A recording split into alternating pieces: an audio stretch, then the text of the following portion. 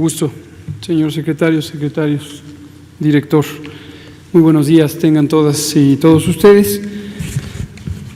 La idea fundamental de la nueva normalidad es que tengamos un regreso gradual, ordenado y cuidadoso a las actividades de la vida pública.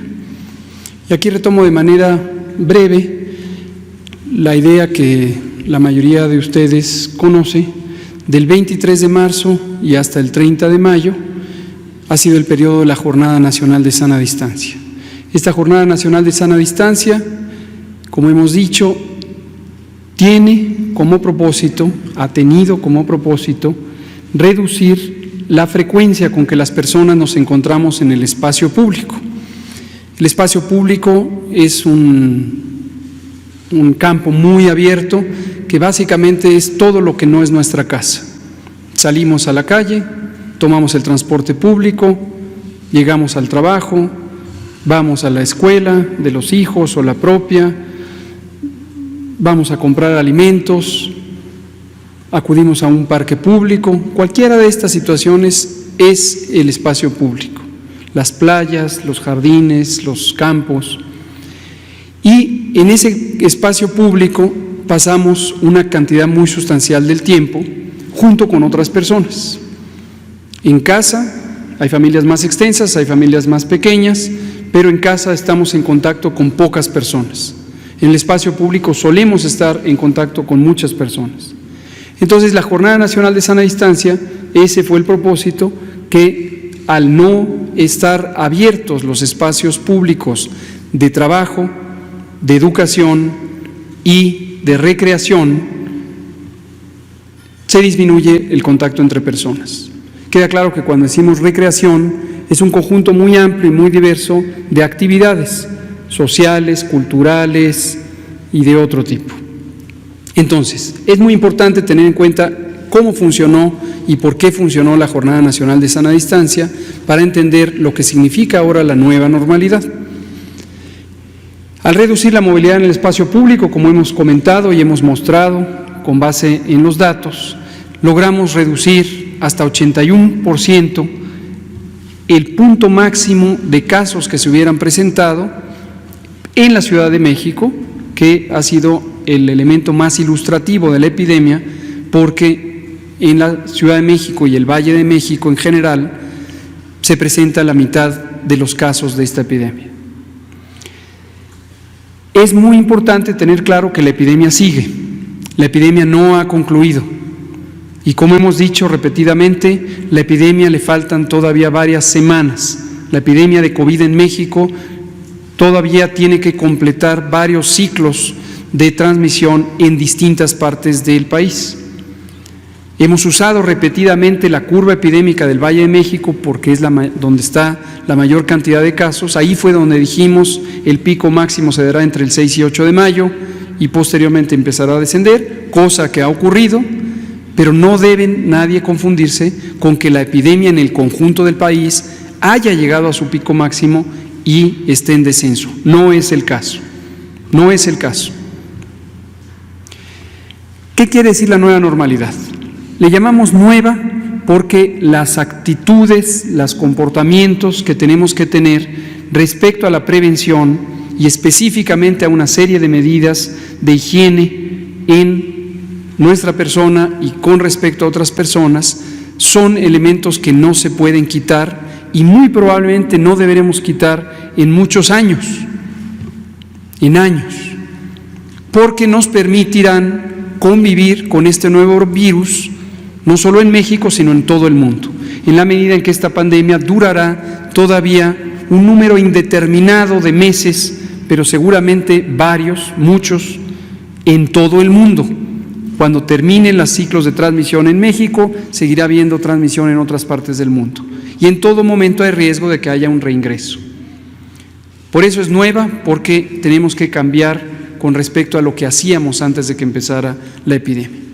Pero también le llamamos normalidad porque la vida pública no se puede suspender. La vida pública, trabajar, estudiar, socializar, tiene que continuar porque si no continúa, existirían graves afectaciones a el bienestar de las personas. Como hemos señalado repetidamente, la mitad de la población de México vive al día en términos económicos. Tiene que salir a tener sus ocupaciones para conseguir el ingreso y con ello el alimento y los bienes básicos para la persona y la familia. Entonces, tiene que continuar la vida pública. Finalmente, y voy a presentar 4 diapositivas, para lograr el regreso ordenado a estas actividades, hemos considerado todos los aspectos de la vida pública de manera específica. La actividad económica, que el maestro Zoe Robledo especificará los elementos técnicos para regularla en términos de seguridad sanitaria. La educación pública, que el maestro Esteban Moctezuma, secretario de Educación Pública, explicará los elementos que tienen que ver en el momento en que podamos regresar a las actividades escolares. El turismo, que es una actividad económica importantísima para México, especialmente para algunos estados que tienen la mayor parte de su economía cimentada en estas actividades. También hemos considerado esto y también tenemos protocolos técnicos específicos que siguen estándares o mejores prácticas internacionales para garantizar la seguridad sanitaria, es decir, disminuir al máximo posible la posibilidad de que haya contagios.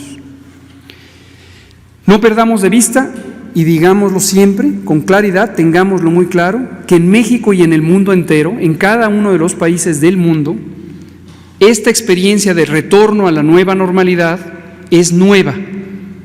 Es nueva porque el virus SARS-CoV-2 causante de COVID es nuevo para los humanos. Es nuevo. Entonces, en todo momento, ciertamente existe el riesgo, la posibilidad de que haya un repunte de la epidemia en un sitio que se empiece a abrir. Por eso es muy importante la cooperación de todas y todos los miembros de la sociedad, todas las personas, todas las organizaciones, todas las instituciones, todas las corporaciones, las empresas, para tener un regreso ordenado, escalonado y bien monitoreado. Presento el semáforo, lo que significa el semáforo. El semáforo es un indicador de los niveles de riesgo. Funciona como un semáforo de tránsito en el que hay grados que se representan por colores. Noten desde luego que tiene 4 y no 3 colores como el semáforo de tránsito al que estamos acostumbrados. Verde significa bajo riesgo, rojo significa el más alto riesgo y el amarillo y el naranja significan puntos intermedios del riesgo. Riesgo medio, riesgo alto, riesgo extremo, hasta llegar al rojo. Lo que se ve en la diapositiva es un diagrama, no son datos, son un diagrama de una curva epidémica que podría presentar todas y cada una de las entidades federativas, los 32 estados, podrían presentar ciudades y zonas metropolitanas. Y como en este momento la mayoría está familiarizada y familiarizado con la curva epidémica, pero reitero que es una gráfica que representa cómo van cambiando el número de casos con respecto al tiempo. Entonces, entre más sube la gráfica, entre más alta es esta figura que parece una montaña, quiere decir que hay más casos. Entre menos alta es, quiere decir que hay menos casos. Y de izquierda a derecha se puede ver cómo va cambiando en el tiempo. Noten ustedes que en todo momento, en las zonas bajas de esta curva, existen pocos casos y otros eventos importantes que ahorita señalaré para evaluar la intensidad de la epidemia, y está en verde. Y luego, conforme empezamos a subir, pasa a amarillo, pasa a naranja, pasa a rojo, toda la zona de alta transmisión, de alta intensidad, de alta frecuencia de casos es roja, y luego empieza a descender. Esto va a ocurrir en todos los estados, a su tiempo. En algunos ya empezó a ocurrir. Cancún, por ejemplo, que es la ciudad más representativa del estado de Quintana Roo, ya pasó por esta curva, ya está en una zona de declive, todavía no está en la zona de mayor seguridad, pero ya está en una zona de declive y en pocas semanas seguramente empezará a cambiar de colores hasta llegar al verde. En la siguiente diapositiva, hemos clasificado las actividades sociales y económicas en 4 categorías que dependen de 2 situaciones. La primera es cuál es el valor social de estas actividades, y valor social lo entendemos como que genera desarrollo, genera bienestar, porque se produce una economía que da ingreso a familias, da ingreso a personas, y estas son particularmente importantes cuando ese ingreso se distribuye entre numerosas familias, a diferencia de actividades que generan ingresos, pero están concentrados en pocas familias. Son más valiosas las que distribuyen en este sentido. 2 niveles, arriba alto, abajo bajo, en términos del valor social. Y de izquierda a derecha, el número de personas que participan en cada una de estas actividades económicas. Pocas personas, muchas personas, y por supuesto se pueden estimar y contabilizar. Pero para simplificarlo hay 4 categorías: alto y bajo en valor social, alto y bajo en número de personas. Y esto nos da estas 4 situaciones que califican a cada actividad económica. ¿Por qué lo decimos ahorita? Porque iremos anunciando progresivamente qué actividades van a abrir.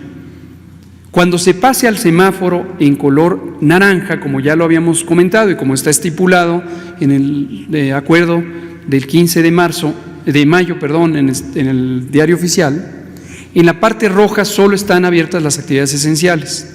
En la parte naranja empiezan a abrir las actividades no esenciales de acuerdo a estos niveles de utilidad pública, valor social, y de personas que participan.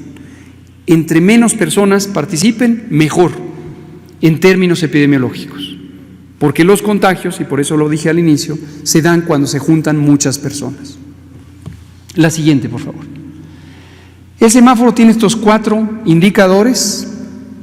Hay unos elementos técnicos muy específicos que ya iremos explicando en las conferencias de la noche de cómo lo evaluamos, pero son estas 4 ideas: cómo va ocurriendo los casos, cómo van ocurriendo las hospitalizaciones, es decir, cómo cambia la curva epidémica, qué porcentaje de ocupación hospitalaria existe en el momento y cómo se van detectando nuevos casos. Conforme se detectan más casos, la epidemia está más activa. La siguiente. Finalmente, el mapa. El resultado de este semáforo se representa en un mapa, y en este mapa se ve cómo están los estados en un momento del tiempo. Esta evaluación se hizo el 28 de mayo, es la más actualizada, es la que entra en vigor el lunes 1 de junio. Este es el estado en que estamos respecto al riesgo epidémico. Y aquí termino con este elemento. Al terminar la Jornada Nacional de Sana Distancia, así está el país, pero, y lo hemos dicho, no se acaban las actividades de seguridad sanitaria. Las medidas de seguridad sanitaria pasan ahora a la vigilancia y control por parte de las 32 entidades federativas, porque ahora el mapa va a ir cambiando estado por estado, y cada estado, de acuerdo a su nivel de riesgo, semanalmente va a ser notificado por la Autoridad Sanitaria Federal cuál es su nivel de riesgo, cuál es el conjunto de actividades que corresponden con ese nivel de riesgo, y los estados serán responsables de establecer las aperturas correspondientes de las actividades que cumplan los criterios que he mencionado de valor social y de cantidad de personas en la vía pública. Y un último elemento de ejemplo es el turismo. Retornando al ejemplo de Quintana Roo, Cancún en concreto, es una de las ciudades que más cerca están de llegar a las zonas de riesgo medio y riesgo bajo, y es muy probable que en las siguientes pocas días, quizá alguna semana, ya podamos anunciar que ha bajado, porque se encuentran sus niveles en descenso, sus niveles de casos, de hospitalizaciones, de ocupación, de detecciones, y entonces podría, y eso es muy alentador, empezar a aplicarse el lineamiento correspondiente para la apertura en el sector turístico, precisamente en la zona de Quintana Roo. Eso es todo, presidente.